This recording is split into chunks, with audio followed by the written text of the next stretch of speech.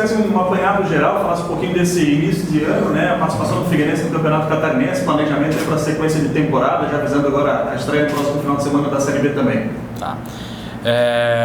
O resultado do Campeonato Catarinense dentro do cenário que a gente encontrou no começo do ano, eu vou dizer que o resultado foi satisfatório até, não tanto de desempenho, que é óbvio que um time com o tamanho do Figueirense, com a história que o Figueirense tem, quando entra no campeonato ele tem que entrar para ser campeão, mas a gente conseguiu cumprir uma parte do objetivo, que era dentro desse processo de reestruturação, de recuperar a credibilidade do clube. A gente conseguiu revelar vários atletas, a gente conseguiu dar muita força para a base, trazer atletas da base, a gente conseguiu ter bons jogos, a gente conseguiu pagar em dia, que era importante também, a gente precisava disso.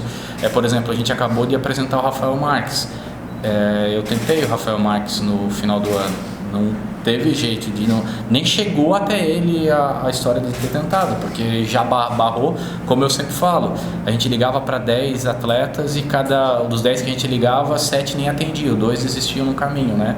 Então, tudo isso a gente conseguiu recuperar e trazer. Então, dentro desse planejamento, a gente atendeu o que a gente queria, que era testar todos os meninos, quase todos os meninos jogaram. Para você ter uma ideia, nós tivemos 17 jogadores oriundos da base dentro de um elenco de 30, é bastante. Quase todos eles jogaram, se não me engano, só o Alessandro que não entrou, e me ajuda aí, cara, e os goleiros, né?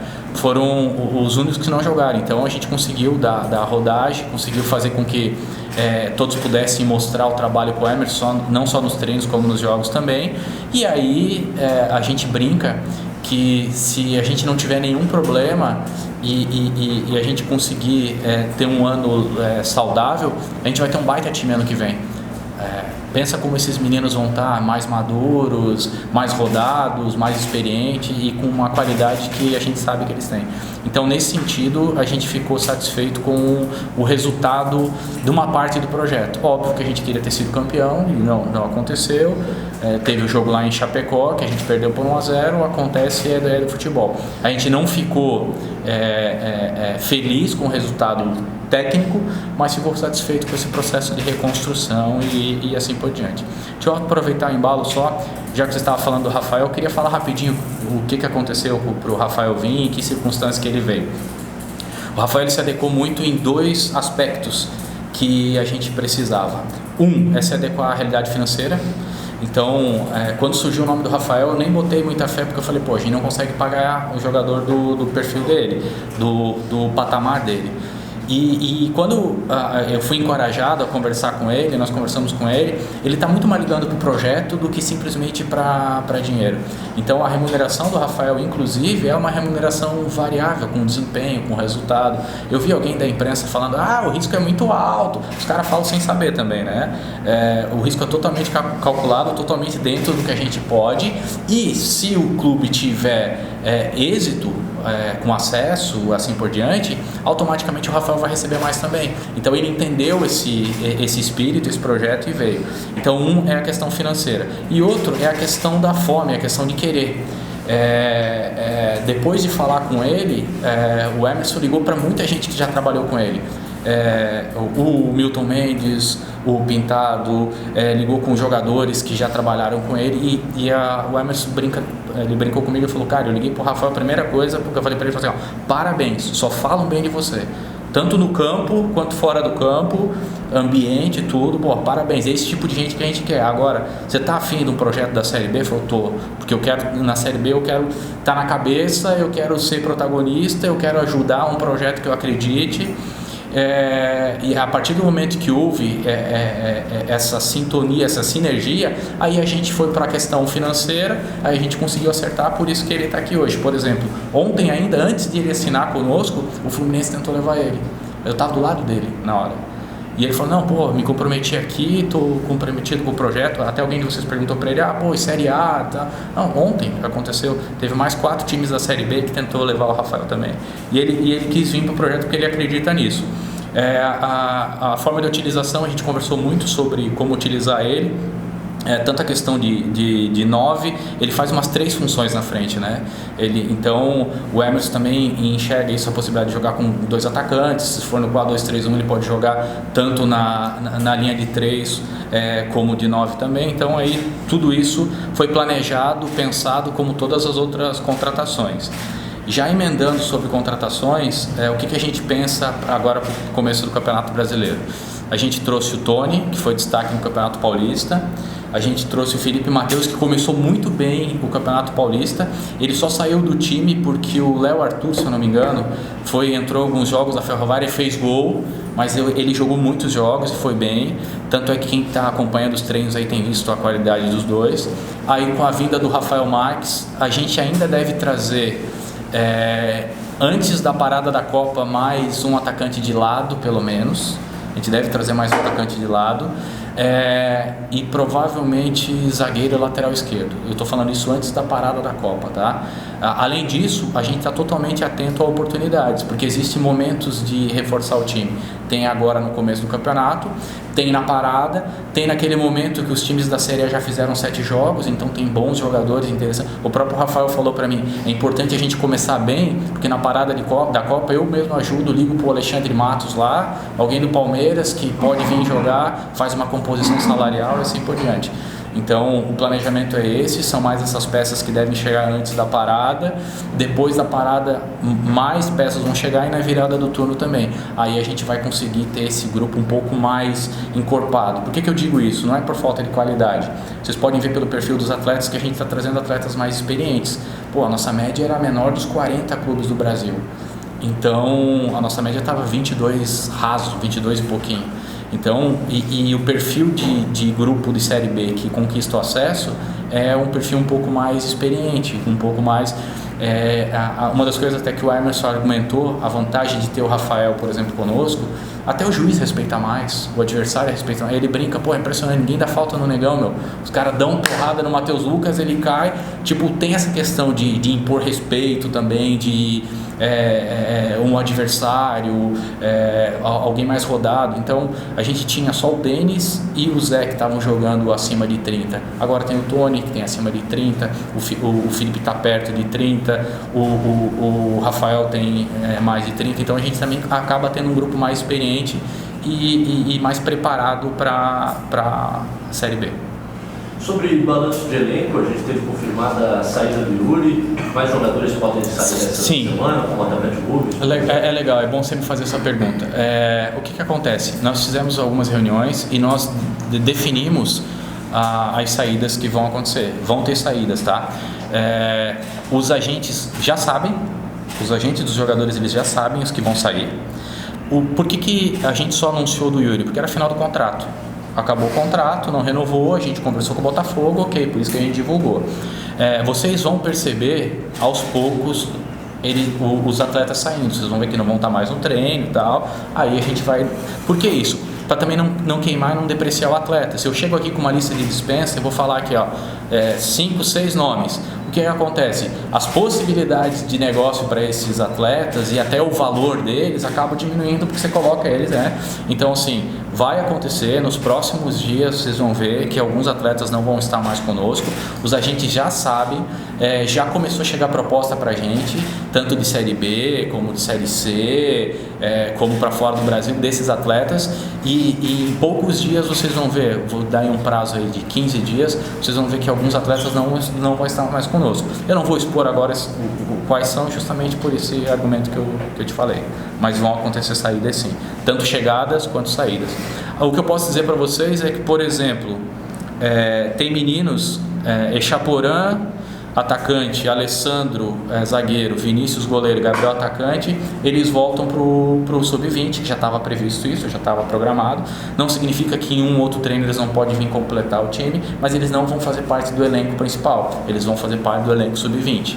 Então, e os outros atletas que subiram, eles vão continuar com o profissional, tá? Só esses atletas aí que eles estão descendo agora pro Sub-20, por exemplo, que jogou a Copinha. Jean vai ficar, o Wesley vai ficar, o Guilherme já tinha idade profissional, né? Mas são esses 4 que estão descendo para a gente poder trabalhar com o grupo que a gente acha que é saudável, a quantidade aí que é 36, contando com os goleiros. Informação de um interesse do Bragantino sobre o futebol do Betinho? Tenho informação que isso não procede. Não, a chance do Betinho sair não existe, a não ser que venha e pague a multa, tá? Conversei com o atleta, conversei com o empresário do atleta, até vi uma notícia que foi publicada hoje, notícia não, uma especulação, né? Na hora, liguei para o agente dele, eu inocente, né? Nem devia ter ligado, mas liguei para o agente dele, ele falou, pô, você está pensando o quê? A gente tem um contrato, já tive várias oportunidades de tirar o Betinho, não tirei, falei com o atleta, falou, não, estou feliz aqui, quero ficar aqui, não, pô, e o Betinho é importante para o nosso projeto, então a chance do Betinho sair é 0, a não ser que venha e pague a multa é alta, tá? Mas o Betinho não vai sair. Ainda sobre esse agente, acredito que seja o Eduardo Duran, que é o mesmo agente do Rafael Marques, que acaba de ser apresentado, que adquiriu a questão de 2 meses os direitos do Wesley, zagueiro da base. Existe possibilidade de mais negociações, de jogadores vindo da base como o Eduardo Duran? O que você tem a falar sobre o relacionamento também com esse empresário? Tá, legal, Cadu. Até uma oportunidade para a gente esclarecer algumas coisas, tá? Vamos lá. O elenco profissional hoje tem 30 e poucos atletas. Desses 30 e poucos atletas, nós temos 22 agentes diferentes. 22 agentes diferentes. Não tem como você falar sobre exclusividade quando você fala que o teu elenco profissional tem 22 atletas. Na base, nós temos 80 atletas, tem 50 agentes diferentes na base. 50 atletas diferentes. Vamos lá, vamos falar especificamente do caso do Eduardo Duran. Assim como o Betinho é do Eduardo Duran, o Juan Renato é do Eduardo Duran, tem outros atletas também que são do Eduardo, que a gente já falou com ele, inclusive, que não vão ficar. Já dei uma molezinha para vocês, mas a gente já falou com atletas que não vão ficar. E ele vai tirar, se comprometeu a tirar aí nesse prazo que eu falei. A nossa relação com o Eduardo é extremamente saudável. O Eduardo ele não tem exclusividade, ele não tem nenhum tipo de benefício, de privilégio, nada disso. O Eduardo ele é um agente e ele é um cara de mercado. Ele é um cara de mercado, ele tem um clube, vocês sabem disso, ele tem a Tombense. E o que acontece? Todo mundo sabe as condições que nós assumimos. A gente falou isso já desde o começo. Condição financeira extremamente precária, dá vergonha de falar. Gente, o Figueirense não tinha um jogador em janeiro. Um jogador era do Figueirense. Todos tinham mais de 6 meses de salário atrasado, estavam livres. Todos. Uma das coisas que ajudou a gente a colocar a casa em ordem foi ter vendido um percentual do Wesley, por exemplo, para a Tombense.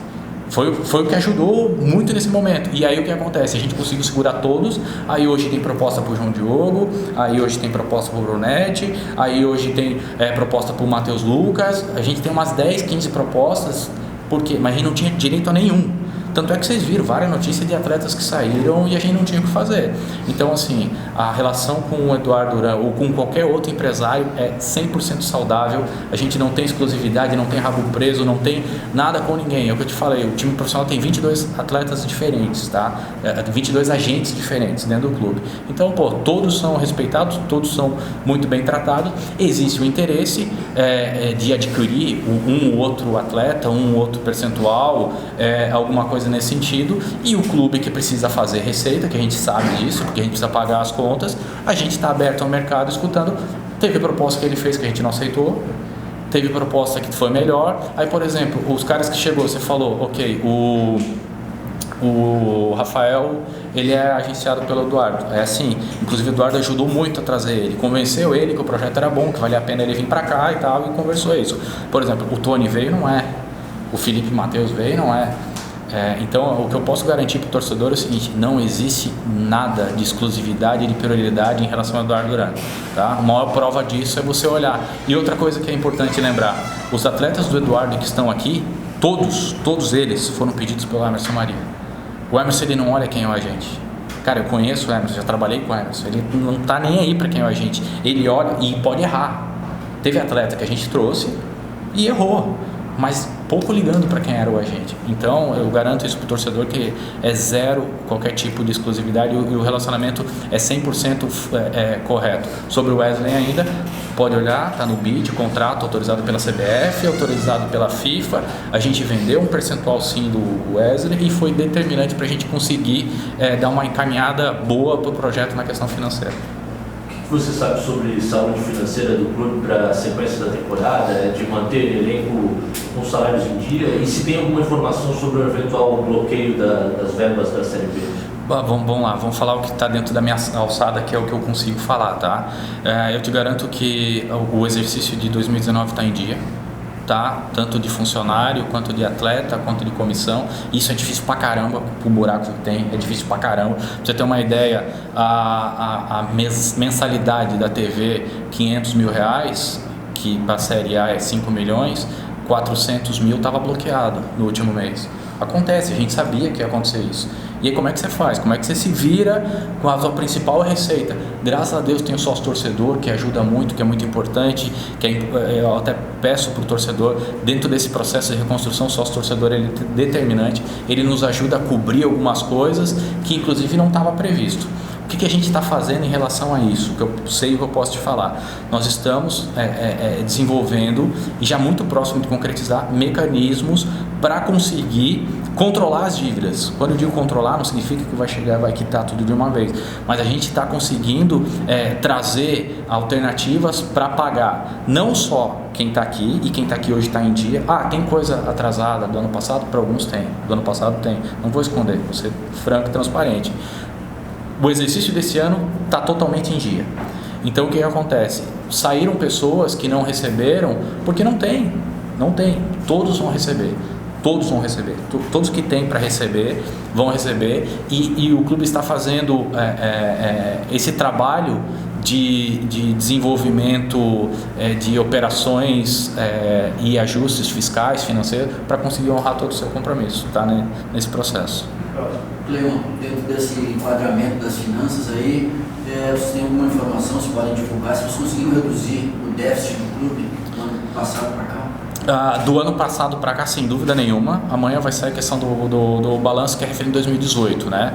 Então, 2018 é o exercício que a gente, por exemplo, que eu não estava na direção executiva, eu cuidava de uma parte e não tinha autonomia para tomar algumas decisões. O que eu posso te garantir é o seguinte: a gente tem uma queda de dívida do exercício desse ano para o ano passado de 50%. A redução que a gente teve em enxugar o elenco, em diminuir folha, em diminuir funcionário, que infelizmente teve que acontecer, em diminuir custo, em viajar com voo mais barato, em ficar em hotel mais simples. A gente teve que encarar a realidade financeira do clube e readequar, dar 5 passos para trás para poder dar 2 para frente depois. E aí o que acontece? Isso impacta na redução do custo. A operação 2019, ela vai custar quase 50% a menos que a redução. Eu te falo folha do futebol, cara. A nossa folha do futebol hoje está em 420 mil e ano passado era 1,5 milhão. Só aí você já tem uma ideia da diferença. E todos os outros custos que a gente... E não cortou porque... eu vou fazer corte, porque era necessário, senão o clube não ia rodar, não ia chegar em fevereiro. Teve que fazer isso. Então é doído, é dolorido, tem gente que sai, acaba tendo desgaste no processo, mas ou fazia isso ou o Figueirense corria o risco de fechar a porta, infelizmente. Fernando, existiu algum desgaste, uma tentativa de negociação do Brunetti, ou essa história também não foi certa? Não, o que acontece com o Brunetti é o seguinte, existiu uma possibilidade de negociação, foi conversado, não chegou num acordo, que isso é do jogo, tá? O lado do atleta ele tem os direitos dele, o lado do clube tem os direitos dele. O clube achou que isso também foi mal conduzido, porque nem escutou direito e já veio com os 2 pés no peito. Então o clube também ele se resguarda o direito de que ele tem as suas normas e tem suas diretrizes, tá? Então o clube também ele se sente no direito de falar, não, assim não é legal, não é o jeito que a gente quer trabalhar e considera que não foi bem conduzido isso. Então o clube também tem seus direitos, o atleta tem os direitos dele e isso é normal. Não aconteceu nenhuma negociação, não foi concretizada nenhuma negociação, houveram algumas propostas que nesse momento não foram aceitas, mas não significa que não pode ter outro tipo de negócio na frente ou alguma coisa nesse sentido. Só para concluir, queria saber qual vai ser o posicionamento do clube sobre aquilo que o Emerson Maria falou, de o Patrick ter vivido um momento difícil, psicológico, técnico, físico. Existe chance de negociação desse jogador? Ele continua no elenco para a Série B? Dentro do que eu te falei, eu não vou abrir quais são os jogadores mas por exemplo, assim como o caso do Patrick, tem mais alguns casos que aconteceram que não renderam, ou que precisam, às vezes não rende aqui, ou tem falta de confiança, a torcida pega no pé, então existe esse processo, né? Então tem alguns que vai acontecer isso e a gente está trabalhando para, se o atleta não conseguiu render aqui, dar oportunidade, até porque é um ativo nosso, né? Tem alguns que são ativos nossos, então ele pode ir bem, pode voltar ou pode ser negociado, e a gente está totalmente aberto à possibilidade de negócio para todos os atletas do elenco, inclusive o Patrick. Obrigado, gente. Tá? Fechou. Obrigado.